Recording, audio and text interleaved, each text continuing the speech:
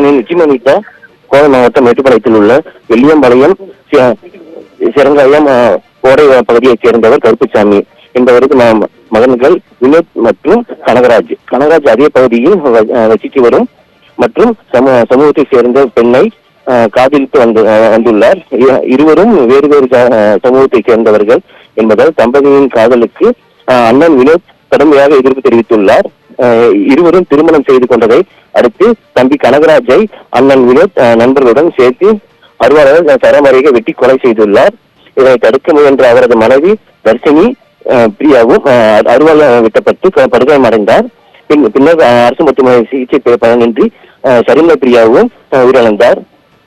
வினோத் அவரது நண்பர்கள் சின்னராஜ், கந்தவேல், ஐயப்பன் ஆகிய 4 பேரும் காவல்துறையினர் கைது செய்யப்பட்டது. கடந்த 2019 ஆண்டு நடந்த இந்த வழக்கு கோவை SC/ST சிறப்பு நீதிமன்ற விசாரணை நடைபெற்று வந்தது. இந்த விசாரணை முடிவின் மீது தீர்ப்பு வழங்கப்படுவதாக சற்று நேரத்தில் வழங்கப்பட உள்ளது. இந்த வீட்டிற்குள் அத்துமீறி தகாத வார்த்தையில் பேசி அருவாளில் வெட்டப்பட்டது. வினோத்குமார் அவர் வழக்கு 448 302 SC/ST சந்தேகத்தின் அடிப்படையில் நிரூபிக்கப்பட்டதால் கந்தவேல், ஐயப்பன், சின்னராஜ் மற்றும் 2 தரப்பு நிரூபிக்கப்பட்ட விடவில்லை என்பதால் மரண தண்டனை வரை கொடுக்கலாம் என்பதை கூறப்படுகிறது.